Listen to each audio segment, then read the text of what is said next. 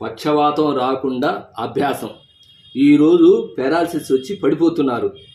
Left ప్యాంక్రియాస్కి, right బ్రెయిన్కి టక్టక పడిపోతున్నారు.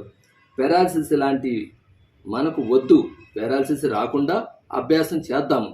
రోజు నిరంతరం 20 సార్లు చేద్దాం. ప్రజెంట్ తగ్గిపోతుంది.